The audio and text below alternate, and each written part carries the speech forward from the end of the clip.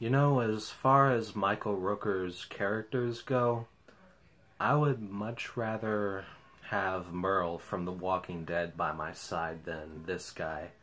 Hell, I would even take Merle in zombie form before I allow Henry to be anywhere near me.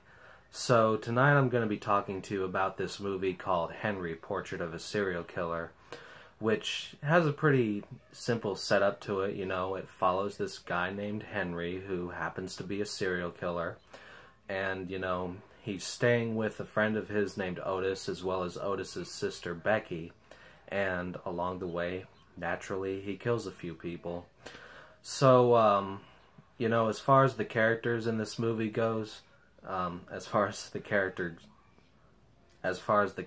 go, I mean, I've already mentioned how undesirable Henry is as far as someone you would want to be around, and the way that the movie starts, it lets you know right away that you're not in for a very pleasant experience. Like, it's showing Henry just doing these very mundane activities, and this may sound very boring, but it cuts between that footage and shots of some of the victims that he's killed, and it's pretty unnerving to say the least, you know.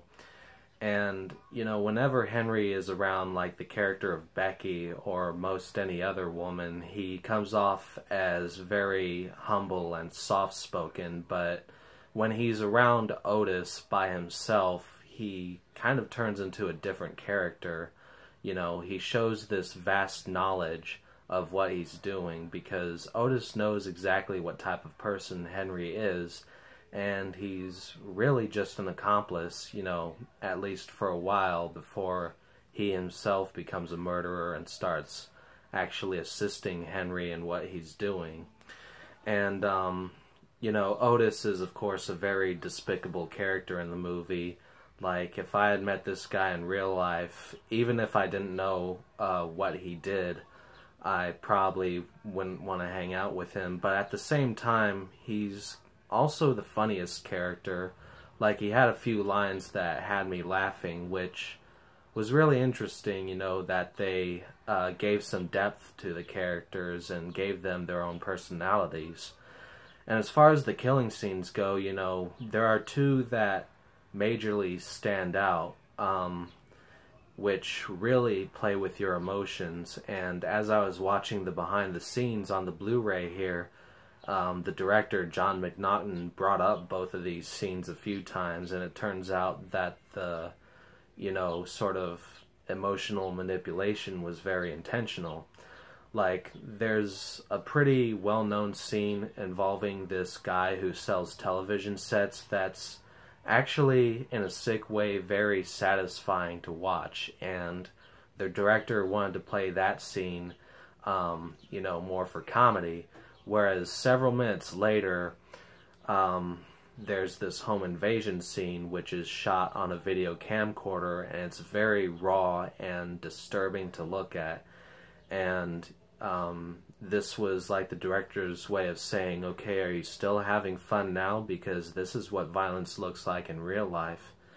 And it really was effective, because watching that scene had tears welling up in my eyes, you know. So it's not the most pleasant experience overall.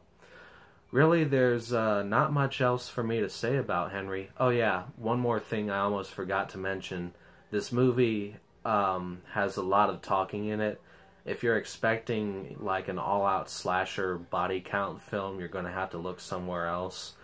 And I mentioned, you know, in my review for the Shakorama DVD collection, that if you're going to have a lot of dialogue in your film, you need to make it interesting. Have it be about something that the audience can connect with. And this movie does an excellent job of doing that. There are a lot of scenes in it that last for almost 10 minutes where it's just two characters going back and forth with each other. And the movie's not very long either. It's only 82 minutes, and it goes by just like that. So, you know, in the end, it is a pretty fucked up movie, but it's a really well done, fucked up sort of movie. And if you're interested in seeing a fucked up movie and you haven't seen this yet, then Henry, Portrait of a Serial Killer does come highly recommended. On the other hand, if you're easily susceptible to nightmares, don't watch it. I mean, that home invasion scene that I mentioned,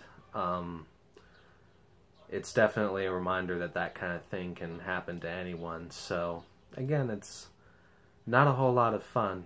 Anyway, that's all I've got to say about Henry, Portrait of a Serial Killer. I hope you all have a good one.